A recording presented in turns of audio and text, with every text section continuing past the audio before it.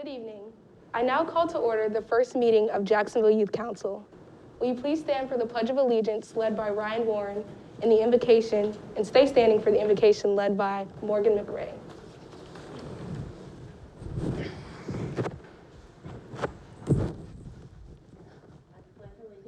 To the flag of the United States of America, and to the republic for which it stands, one nation, under God, indivisible, with liberty and justice for all. Dear Lord, thank you for bringing us all safely here today. Please keep your hands around us throughout this meeting, Lord, and please keep us all safe throughout our travels and on our way home. In Jesus' name we pray, amen. Amen. All right, you may be seated. Welcome to the Jacksonville Youth Council. We welcome all those who are watching via G10 and Facebook. This is our first meeting since we met on March 5th, 2020, and it's the first time we've gone virtual. We've endured many firsts over the past 6 years, and we look forward to the resiliency that will come forth. As we enter year 23, we look to creating new memories and having you join us. Tonight, we have the Jacksonville Police Department Chief Mike Yaniero and Sergeant Waddell with us to discuss teen driving and law enforcement interaction. Good evening. I am Colin Davis, Recorder of Jacksonville Youth Council, and I would like our officers to introduce themselves tonight, starting at my left. Good evening. My name is Morgan McRae, and I am the Executive Jacksonville High School Chairman. Good evening. My name is Ryan Warren, and I am the Onslow Virtual School. Executive Committee. Good evening. My name is Cameron Davis, and I'm the Executive Committee member from Onslow Early College High School. Good evening. My name is Ruth Ann Wilson, and I'm the newly appointed Vice Chairman, and I attend Wilson Homeschool. And once again, my name is Tamara Waters, and I'm the chairman, and I go to Onslow Early College High School. Thank you. I want to inform our audience that we are recruiting new members to join us, as we would like all schools represented. We will have elections in November for our officers, and we embrace diversity of ideas amongst various schools. Thank you. I would like to now introduce our City of Jacksonville staff who assist in making Jacksonville Youth Council a great organization to be a part of. Ms. Pamela Trafton, Neighborhood Improvement Service Coordinator of Neighborhood Improvement Service Department, who is the official liaison between the Youth Council and the City of Jacksonville, and Tracy Jackson, Interim Director of Neighborhood Improvement Services. Jacksonville Youth Council stands as the voice for the youth in Onslow County and Camp Lejeune and provides an opportunity to present challenges forth that need to be addressed from a teen perspective. Unfortunately, during this time of social distancing and most classes and meetings moved to virtual, in the past 6 months, another case of police brutality was witnessed in Minneapolis, Minnesota. We recognize that this is not the case in Jacksonville, North Carolina, and to continue to keep Jacksonville centered around one city, our city, my city. We invited the Chief Mike Yaniero and Sergeant Waddell to come out and present and chat with us. You are welcome to ask questions through Facebook Live, and they will be answered accordingly. At this time, we turn the meeting over to Chief Yaniero and Sergeant Waddell to present on teen driving and law enforcement interaction. Good evening, I'm Sergeant Waddell. I'm with the Jacksonville Police Department. As Ruth said today, we wanted to show a presentation and talk to you about teen driving and interactions. So I do have a PowerPoint that I'd like to go over with you guys. So the topics we wanted to talk about were the safe driving and being a responsible driver as a teen. Another topic is what to expect during traffic stops. And then obviously your conduct as a driver or a passenger, as well as the officer's conduct, okay? So how many people are driving here? Okay, so a lot of people are driving. Has anybody come across a law enforcement officer? Nobody's been stopped? Okay, has anybody told you how to interact with one? Okay, you guys have? All right. So some of the reasons why we do traffic stops are obviously for safety of you and others. There's several things. We do compliance for traffic laws. That would be like your speed limits, safety restraints, seat belts, stuff like that. There's also vehicle equipment regulations. You know, we want to make sure you're safe as well as other people, so we want to make sure your vehicles are safe too. You have tires that we check.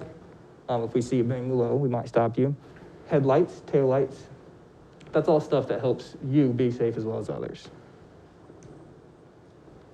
So I just wanted to go over some statistics. Now, this is from North Carolina specific, okay?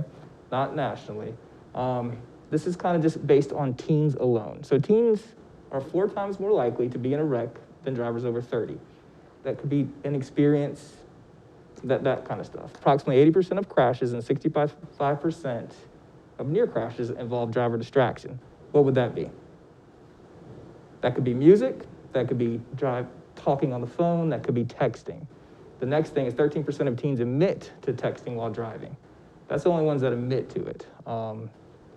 Obviously, texting while driving is dangerous. You're distracted, it could potentially cause a crash. So we wanted to make sure, obviously, there's certain things to do to be safe, a safe driver. These are some more statistics, again, just related to North Carolina. So in 2018, over 1,400 people were killed in traffic crashes. 41% of those were killed not wearing seatbelts. Another reason a safety restraint is important. Of course, click it, put your seatbelts on, it saves lives. So what do you expect during a traffic stop? What do you guys, nobody here is gonna stop by a police officer, but what do you guys think? How do you think that happens? Like, I went over some of the reasons. We do, safety reasons. We just want to make sure we stop, make sure everybody's in compliance. So, traffic stop requirements. So the reasons for us to stop traffic, to conduct traffic stops, there needs to be a reasonable suspicion that a crime has or is about to occur. Some of those things, safety-wise, speeding. Obviously, the DOT mandates the speed limits. And we make sure that people will abide by it, just compliance for it. We want to make sure that you're safe as well as others. Again, the headlights or brakes, traffic signs, stoplights. And then regulatory things, expired registrations, seatbelt violations, and then obviously the texting while driving. Another thing that we do is called investigative stops. That could be anything that we're looking into. So for instance, say that we just received a call about a bank robbery, okay? The call that came out is that there's a male that's dressed in a clown suit, just driving a clown car, and they're heading in one direction. So we don't know specifics, but if an officer's en route to, say, that bank robbery, and they see a clown car and a clown suit, they're gonna stop and do an investigative stop, okay? So, some things to do if stopped by a police officer. Slow down. Officer's gonna activate its emergency lights, blue lights, and a siren. Once you see that, slow down. Make sure that the officer knows that you realize that they're behind you, okay? You slow down, you can turn on your turn signal, your hazard lights. That lets the officer know that you know that they're behind them. We want you to pull over into a safe spot. Don't stop in the middle of the roadway. That's not safe to you or the officer, okay? When an officer approaches you, stay in the vehicle. They're gonna come talk to you. We wanna make sure that you're safe. Again, most of the time, these are gonna be on the side of the road. One thing that we do recommend is keep both hands where we can see them. That just makes it, the officer, I guess, feel safe as well as you guys. One thing not to do, again, don't exit the vehicle unless you're asked to do so. So an officer is going to ask you to show your license and registration. Make sure you guys have your licenses and ID cards and registrations. If there's any reason throughout the traffic stop that the officer believes that there's a crime or something has been committed, the officer can ask you to step out of your vehicle. They could talk to you, they could do a roadside interview, stuff like that, okay? So again, this is just kind of a recap of what officers do, what to expect. Again, they talk to you, they will explain to you the reason for the stop. Sometimes that may not happen immediately, just depends on the type of stop. Again, if it's an investigative stop, they're trying to make sure everything's safe, okay? Again, remain into your vehicle. There's several ways that the traffic stop can go. Officer could issue a citation. Officer could just be trying to let you know about improper equipment, things like that. You might have your headlights out, not turned on during night. They may just stop you to let you know, hey, turn your headlights on. There could be written warnings. There could be just verbal warnings. Hey, make sure you get this taken care of, that kind of stuff. So, one thing though that definitely can turn the tide on a traffic stop or any interaction with law enforcement is the way that officers as well as people, they kind of approach each other. How many people have talked to somebody and just like the first words out of their mouth, you're like, oof, that's kind of, what's wrong with that guy? Is he having a bad day? So we try to make sure our officers explain everything to you guys, but just, again, we recommend that you just make sure you talk nicely with us. You know, officers and people just need to control their emotions. If there needs to be an arrest, obviously we ask that you not resist in any way. Say you're on a traffic stop and a passenger, just for example, passenger may have a warrant or something like that. Don't interfere with any law enforcement activity, okay? One thing you can do, and it's up here, is you guys are allowed to record. As long as it doesn't interfere with the traffic stop, that's not a problem at all. Ask for the officer's name. So officers wear body, we have traffic, I guess, cameras. Basically, our cars, we have in-car cameras. So we're, in Jacksonville, we're recording all of our traffic stops too. So again, there's no problem with recording as long as it's not interfering with the traffic stop. All right, you are allowed to ask why you're being stopped, whether it just be in a person, officer getting out with you, or if it's in a traffic stop. Hey, you just ask politely. The officer, they'll explain it to you, okay? If officers are trying to talk to you, be polite. Don't walk away. We recommend, obviously, just talk to them, find out what they need to talk to you about. And again, if there's something that you're involved in, you are allowed to talk to other people prior to law enforcement.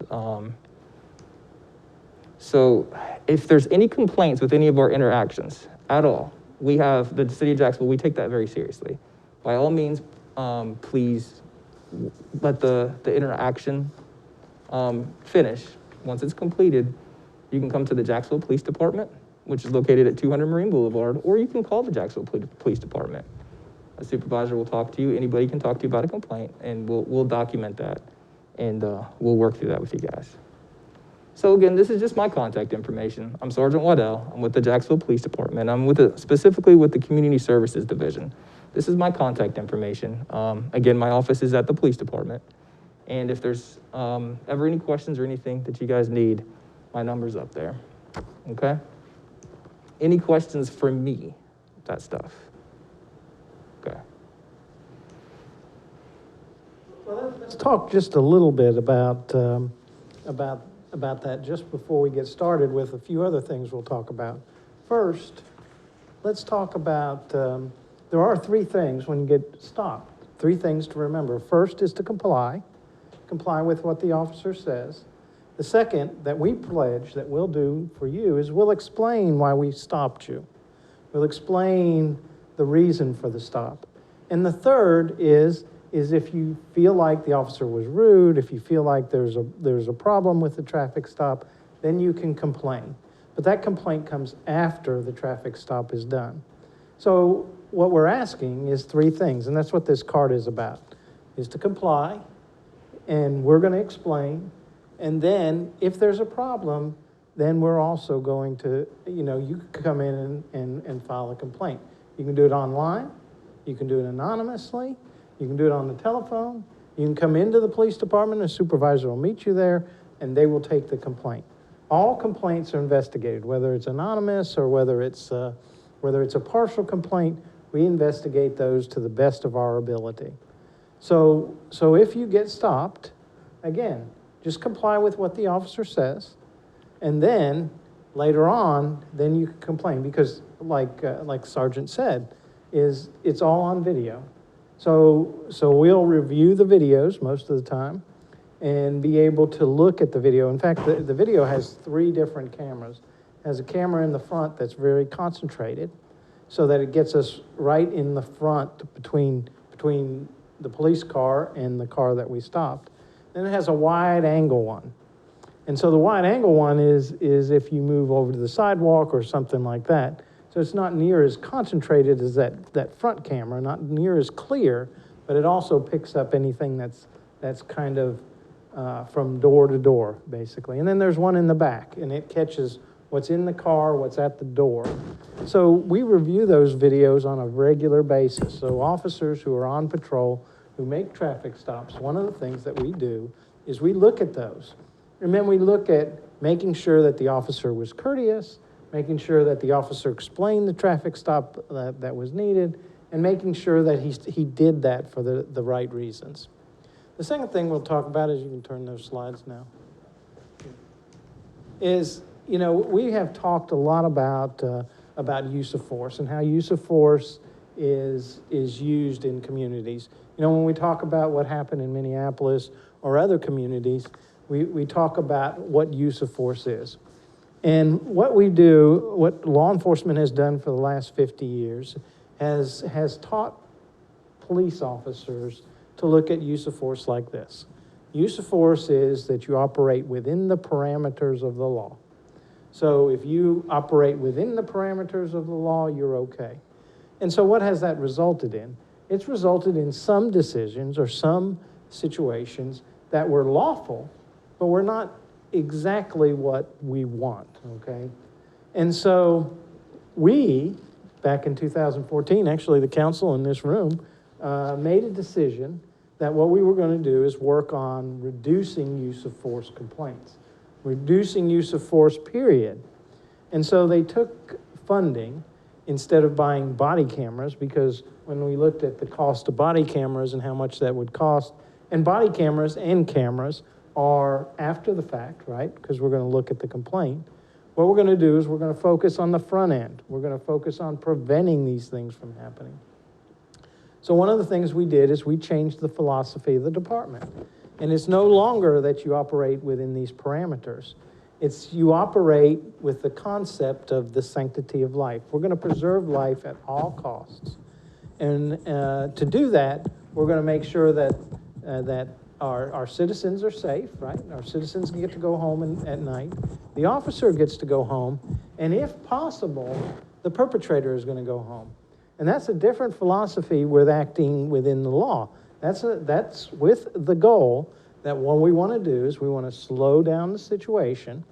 And what we want to do is we want to look for other alternatives and try to reduce the force that we have to use. And we've been quite successful. In fact, since 2013 and 14, when we had that discussion, we've seen a 78% drop in use of force cases.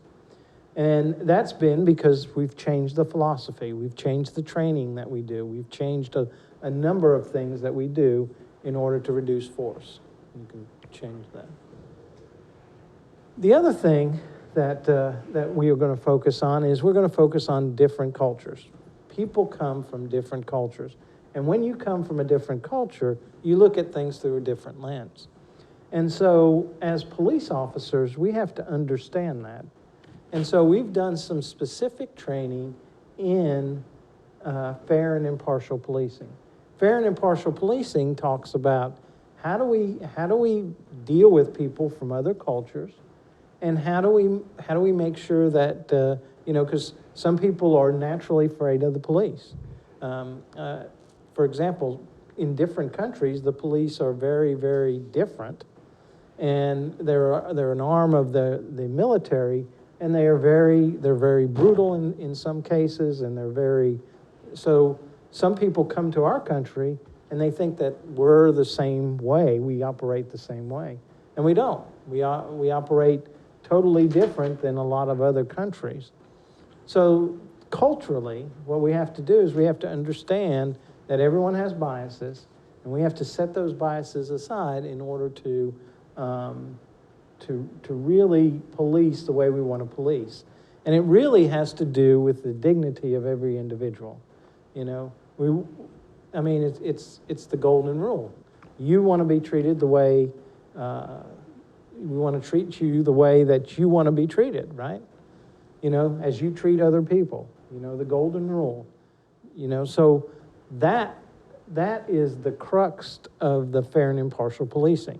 We're going to treat everybody with that dignity and respect that they deserve. And the third thing is that I think is very important here. We talked about misconduct a little bit, but we also talked about a quality workforce. And you all are part of that quality workforce. What we need is young people that will step up and help us move this profession forward.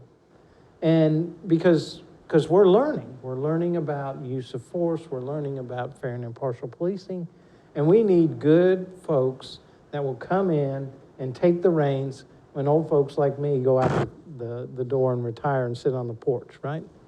So what we need from you is help to help recruit. And we have a Citizens Police Academy, or the Sturgeon City has a Public Safety Academy. I don't know if some of you all have participated. So you can kind of learn about what we do. And then we have an Explorer post for the youth. So one of the things we want to do is get explorers involved in the police profession. So one, they can learn about it, because it's not what you see on TV. And also that they could be advocates for the police department. One of the questions they're going to ask is, how do you build trust in the community? Well, to know somebody is to love somebody. So what do we want to do? We want you to learn about us, and we want to learn about you, so that we have a better relationship. And that Explorer post and that's the Sturgeon City Institutes are ways that we can do that. So I'm gonna shut up now and give you all any opportunity to ask any questions, okay? Oh, we're gonna shut up, right? Yes, sir. So what kind of questions do you have? I guess my main question is, I know you talked a little bit about how training is working now, like how you're reforming the training, but do you believe a lot of people are calling for police to have like degrees or like just more specialized training in general to become a cop? And what is your thoughts on that? So I actually was talking to somebody about that today. When I started, okay, which has been a number of years ago, they gave me a gun and a badge and said, go out and do your job. It takes us 42 weeks to train a police officer, and that's at the basic level. So it takes us, once we go through the hiring process and we get them into the academy training, and then we also get them into the field training, it takes us 42 weeks, almost a year. Do we want folks that have college degrees? Yes. Once they finish that training, one of the things that we try to mandate within a year is, one is the fair and impartial policing, and two is crisis intervention training. 50% of all police shootings is somebody that has some type of mental challenge. And so how do we address that? Our mental health system is broke. So what we've been working on is, how do we approach that in a much different way? Because 30 years ago, you take somebody into custody that had some type of mental problem, and they were put into a facility 30, 60, 90 days. Now it's 2 or 3 days and they're released. And so it becomes a revolving door. And that's where at least 50% of those police shootings occur. And so what you're asking is extremely important. We like folks with college education. We like folks that have a degree in psychology or sociology, because it makes a more well-rounded police officer. That doesn't mean that officers that we get, some of them come from the Marine Corps, and they have life experiences, which is helpful as well. So the training is extremely important. And also, it's the philosophy, what our goals are, what we want to accomplish. We work very, very hard. The council has been very involved in the mental health process. They had a task force that looked at opening the Dix Crisis Center. They've been involved in a number of grants with the city and the county working together. All those things are very, very important. But you're right. We need more focused training, and we've been working on that. In fact, after Ferguson, we spent we actually had officers who spent time changing the way the BLET, which is the basic law enforcement training curriculum, is to triple the amount of training hours that are needed for mental health and mental health crises. So those things are extremely important for us. And they will continue to be important in the next 10, 15, 20 years.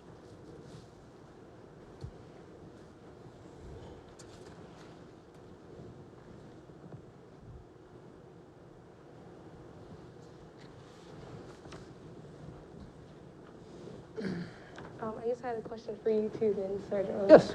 I know you briefly talked about it, but how does that work? Like, say someone pulls me over and I want to like, would it be wrong to like call my mom or like pick up my phone and record? Like how would, like walk me through exactly like from my perspective, what is I'm supposed to do like with step by step? Sure. Like Chief said, obviously in an interaction with any law enforcement, we would like you to comply. All right, so in a traffic stop per se, officer's gonna walk, they're gonna pull you over, you're gonna pull over and comply. The officer's gonna come up to you, and that's the point where we want you to comply with our commands. Anything we ask, my name's Sergeant Waddell, I'm with the Jacksonville Police Department. The reason why I stopped you, this stuff. If you're calling people at that time, you're not really listening to me, okay? And that, that's kind of just delaying or interfering with the traffic stop. So I would recommend just comply with the officer, let them explain what's going on, the reason for the stop.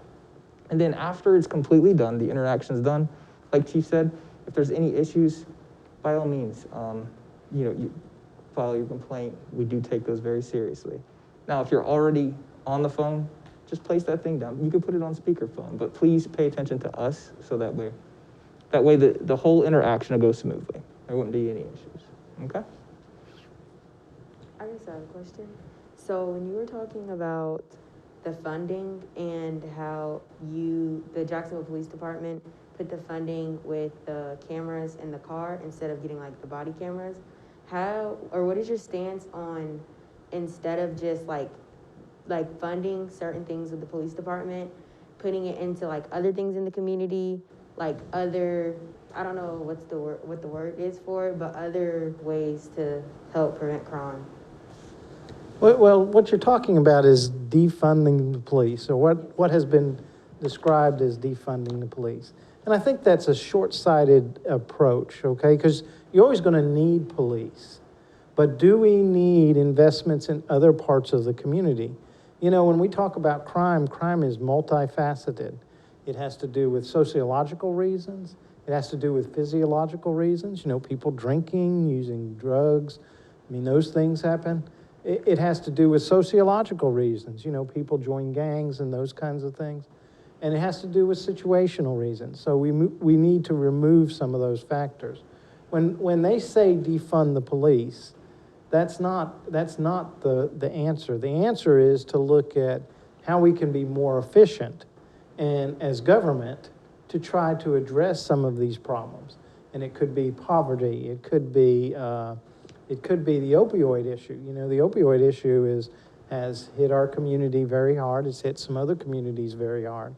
And so how do we address that to improve people's lives? Because most officers join departments to make people's lives better. They don't contrary to what you might see on TV, their goal is to make the community better. So defunding the police isn't the answer. What it is what we should be doing is looking at some of these things that have failed. Our mental health system, for example, it's not doing what it needs to do. They need additional resources. And so if we don't have those additional resources, then we're going to continue to have police doing those interactions. And that's not exactly what we need. We need folks we need those folks into treatment where they can get long-term treatment and they can become productive members of society. I think the defund police is very misguided, but I understand that we need to look at a number of different things to make our community a better place. The One City campaign, and I'd like to say that the city council coming together and developing a mental health task force to help with those issues is extremely forward-thinking. And that just didn't happen in the last year. That's been a 3 or 4 year process that they've worked to open the Dix Crisis Center, that they got $2 million worth of grants. Those things have helped our community help folks who have some type of mental health or substance abuse problems.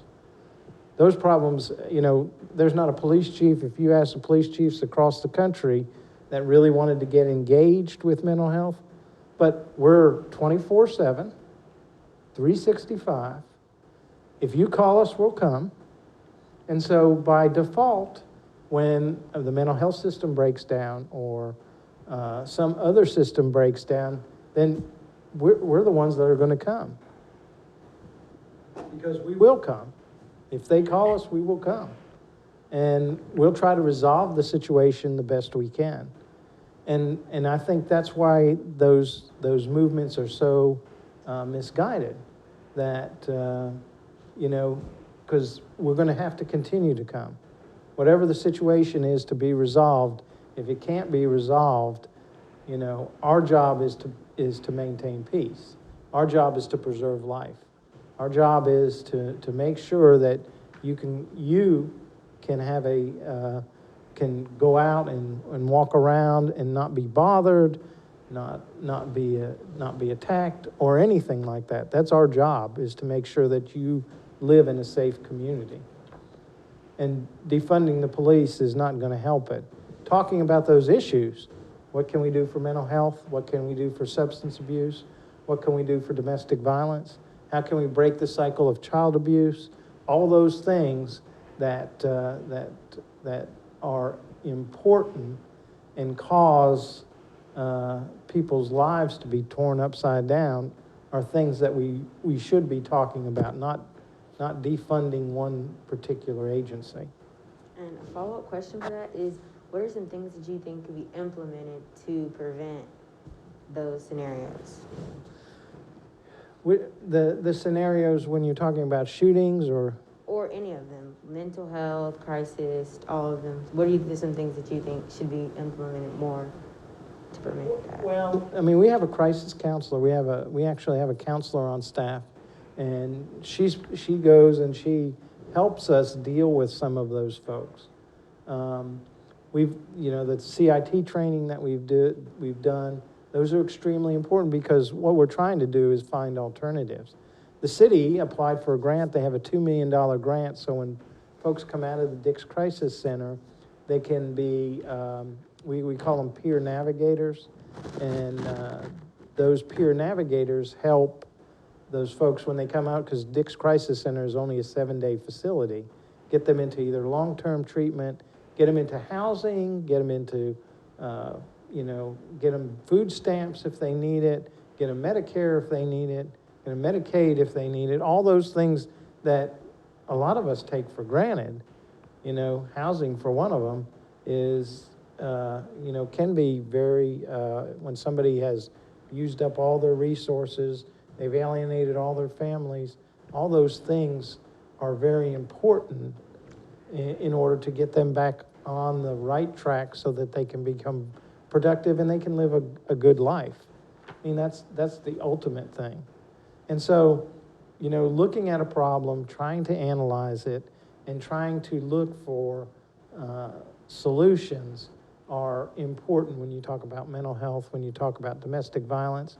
I can tell you stories about going out on domestic violence calls when I was a patrol officer, and 10 years later, going and arresting their son for committing a homicide.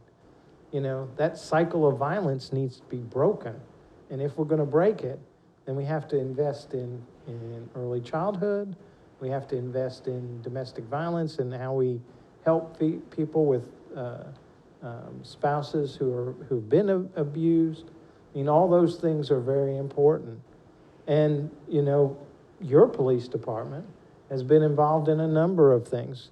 We were the first police department in the state to actually allow domestic violence orders to be filed electronically from the police department. so that if somebody gets in a domestic violence and they're scared because, they have to go to the courthouse and they have to go to several other places, now we can do it all online in the police department where they're safe. And so those things to help break those cycles of violence and to reduce crime are things that we've been working on for years and years, and we'll continue to work on, because our goal is to have a crime-free city. It's very important. It's important to your future, because in some of those cities where people are leaving, they lose their tax base, they lose their small businesses, they lose, and we don't want that. We want Jacksonville to thrive. We want it to be the premier community in the United States, and we're going to continue to work to make sure that you're safe when you go out. Thank you. I guess I wanted to ask again about training. So how specifically do you guys train against bias? Because it's something everyone has, but you're dealing with a lot of different people when they join the police academy. So how does that? Well, there's two approaches to that. First is, what we have to do is we have to understand that we all have biases. No matter what happens, we all have biases. And so how do we overcome those? How do we talk about those? How do we say, okay, I understand that I have a bias because a person is dressed this way or looks this way or acts this way. And, as a police officer, I can't let that interfere with the decisions that I'm making. So that's part of it, realizing that you have it.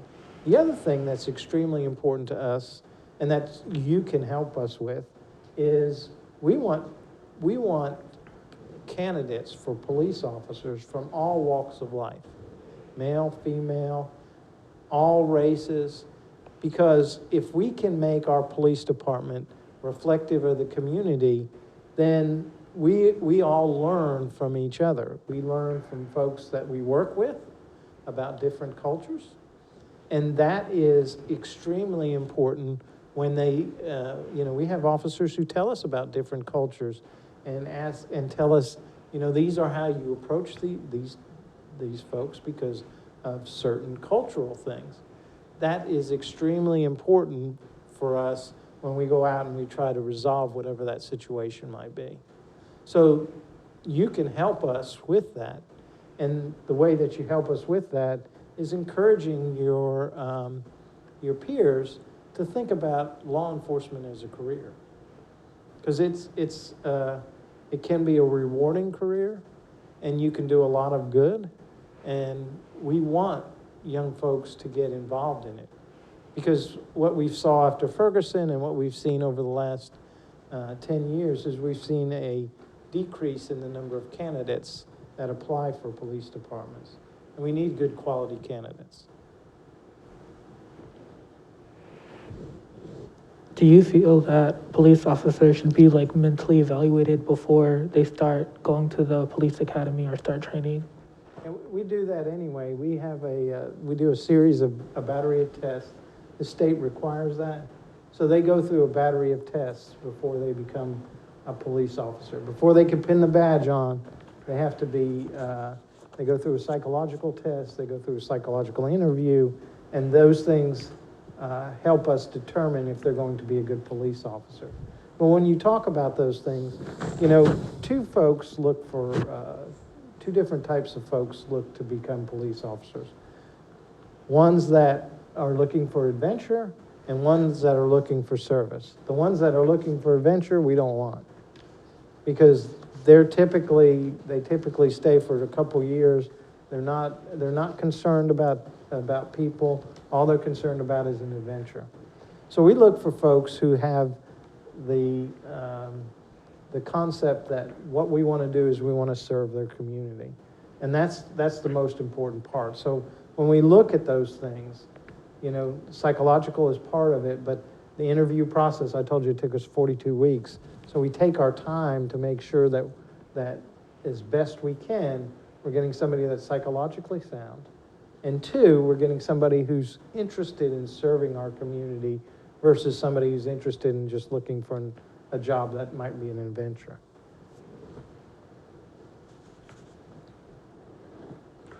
So how does the Jacksonville Police Department work to maintain the community regulation, the community police relationship?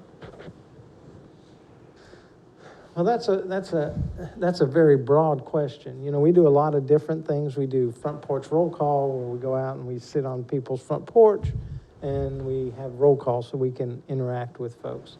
We do coffee with the chief.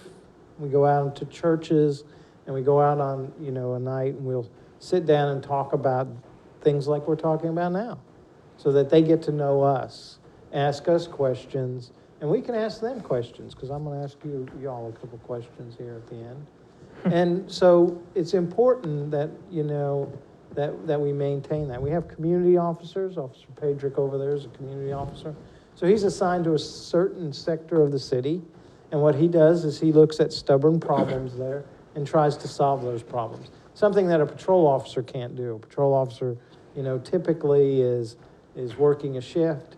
He tries to resolve the call the best he can, but some calls, some situations take days and work. You got to look at nuisance abatement. There's all kinds of different things that happen. So that's his job, is to look at those stubborn problems and try to resolve them. So that's part of that community policing process. We have SROs in all the schools, but we also have DARE officers and grade officers who have that interaction with the kids, because we want to start the interaction as young as we can. We do the National Night Out. You saw that. We do a number of different other events over the years to try to encourage people to communicate with us the best we can. But you can help us with that too, If there are groups or people that are interested, we have the Citizens Police Academy, which we bring people in, we train them. We have the Sturgeon Institute for Public Safety, so we bring people in to do that as well. And all those things, what we try to do is build that relationship so that we can better serve you. It's important for us to know what you think the community problems are. And because we may not know about situations in the community unless people in the community tell us those things. What kind of de-escalation training do you go through as part of becoming a police officer? That's an interesting question, and I had some discussion about that, because de-escalation, actually today, when we were talking about de-escalation is weaved into a number of different things. It's not this training that you go to and you sit in a classroom for 4 or 5 hours and you're done with de-escalation. De-escalation is in firearms, it's in defensive tactics, we're using hand-to-hand, it's in lethal, it's in crisis intervention training, it's in minority sensitivity training. All those things are important when we talk about de-escalation. And the idea is that we're going to slow the situation down, and as we slow the situation down, we get more alternatives. So part of our training now, when we talk about use of force, is how do we do that? And we learn from the Marine Corps. The Marine Corps went into Iraq, they went in as warriors, and then they had to turn the switch and they had to be peace officers in those communities. So how do you turn that switch? And so we've worked on that for a number of years, on how do we turn that switch. Sometimes we have to go in with the lights on and try to make an arrest or whatever, but how do we turn that switch so that we can slow the situation down and look at more alternatives so we don't have to use force. And we've been very successful in doing that over the last 5 or 6 years. What specifically steps are taken after someone files a complaint? And is it the same for something as small as say I complained, I didn't like the way the officer talked to me at the traffic stop, all the way up to something that's happening nationally, like a shooting? Is it the same process, and how does that process work? Well, it's not the same process, okay? Because if there's a criminal offense involved, then we don't make the decision as to whether somebody should be charged, a police officer should be charged or not. That's up to the district attorney. Now, we may get the facts, and depending on the situation, The district attorney may call in a separate agency, like the State Bureau of Investigation. So if we have a police shooting, for example, we generally don't investigate that ourselves. That's the State Bureau of Investigation. They make a report to the district attorney, and the district attorney makes a decision as to whether there'll be criminal charges or whether force was authorized. If it's a small complaint, most of the complaints we get are small complaints, then our internal affairs investigator will investigate it. And he'll investigate it to the extent that he can, whether he has to interview people, whether he looks at the video cameras or the video footage and does an analysis on that. So it depends on the complaint as to what extent. Some complaints are very complex and they take several weeks to complete, and some are very easy to come because we can watch the video and we can make a determination from the video.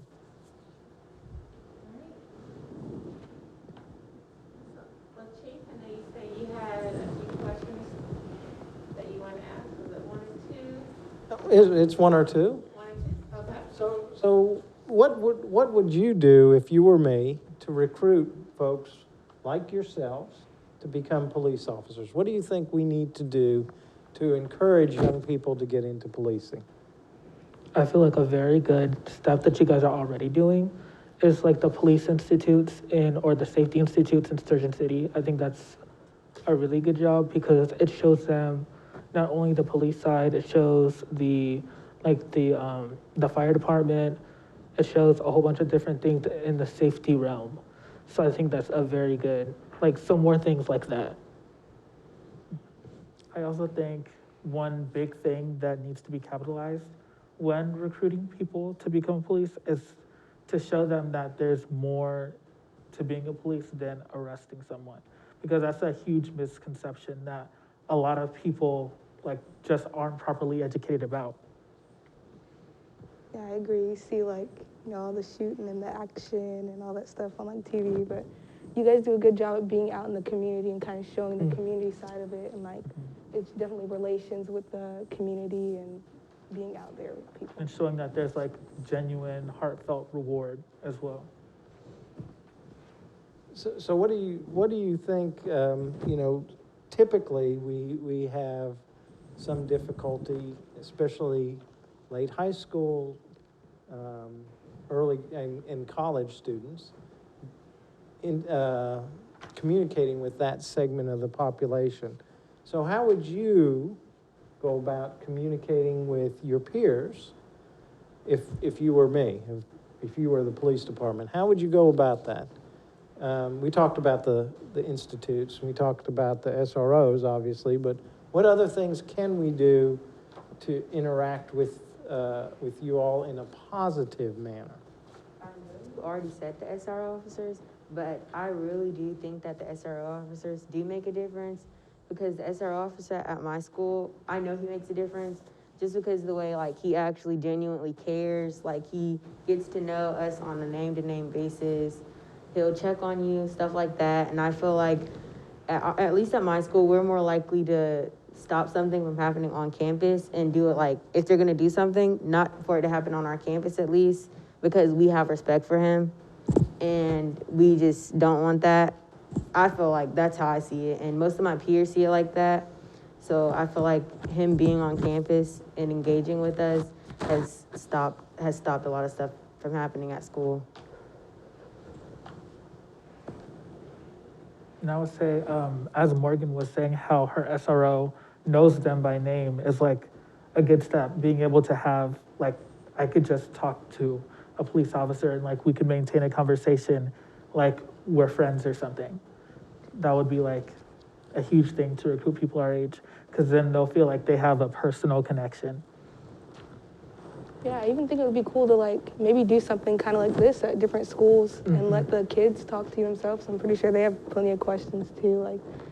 They would love to know about the process of becoming a police officer and kind of how all that works.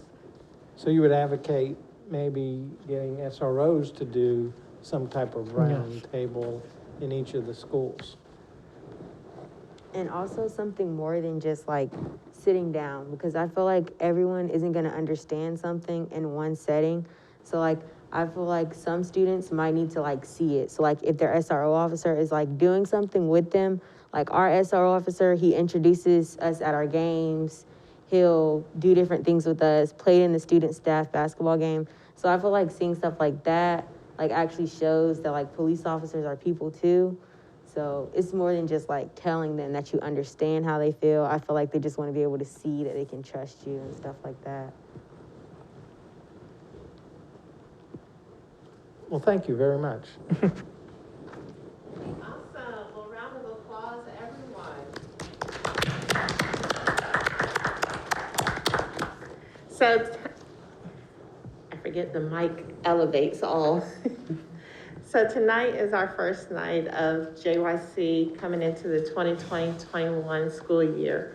And with everything that we had to do virtually, making some changes here and there, I'm very honored and glad to have our officers with us tonight from Jacksonville Youth Council. And thank you again to Chief Yaniero and Sergeant Waddell for being great guests with us tonight and bringing the dialogue.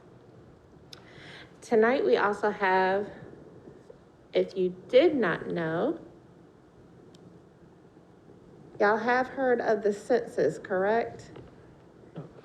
Do you know the importance of the census? Yes. Census, and have you asked everybody that you know, have you done the census? All right, so here's your homework tonight. And those that are watching us live on Facebook, this is your homework as well. If you have not completed the 2020 census, the deadline is September 30th, 27 days away. You can do it online. You may get a phone call from a census enumerator that's going to ask you questions. Please make sure that you complete the census by September 30th, as we are currently sitting at only a 55% response rate. And what does the census do for us? I'm glad you asked. It determines how much of our tax dollars get redistributed back into our community. So when you're driving around and you're saying, man, I wish we had that. Or why don't we have this? Or Miss Pam, can't we have one of these? We absolutely can if you complete the census by September 30th. Because they need to know how many people are actually represented here in Jacksonville. That is how our dollars are redistributed. So now from today to September 30th, ask every single person, adult-wise, that you know, have they completed their 2020 census? And if they need to do it online, the website is my2020census.gov. All right. Awesome. So we have one announcement as we are in an official meeting. Turn it over to Mr. Cameron. So Harmony, how many stands for helping all reach more options through new youth givers? This is the philanthropy division of Jacksonville Youth Council. We meet from September to March, and our mission is to learn how to be philanthropists and give our grant funds to youth-led organizations in Onslow County, whose focus and mission is to help others in Onslow County. Our next meeting is September 17th, and pre-registration is required to accommodate for social distancing. Okay, awesome. Do we have any announcements? Anything taking place in any of our schools that we need to make notice of? Oh, well, I'm running for sophomore class president. All right, awesome, Ms. Morgan. So for Jacksonville High School, Ms. Morgan McCray is running for sophomore class president. All right, any other announcements to take heed of? I mean, for all seniors out there, I would go ahead and start applying to colleges, fill out your Common App, start filling out your FAFSA, stuff like that. Be prepared for the next year because college applications are coming up. All right. We do have one official announcement. So we'd like to give recognition and applause to Mr. Cameron Davis for winning, announce the official name. Military Kids Got Talent. Military Kids Got Talent contest recently. So a round of applause to Mr. Cameron Davis. We said you would sing us out. So, Madam Chairman, I'll turn it over to you. All right, so if there's nothing left this meeting, the meeting's officially adjourned. All right. Thank you.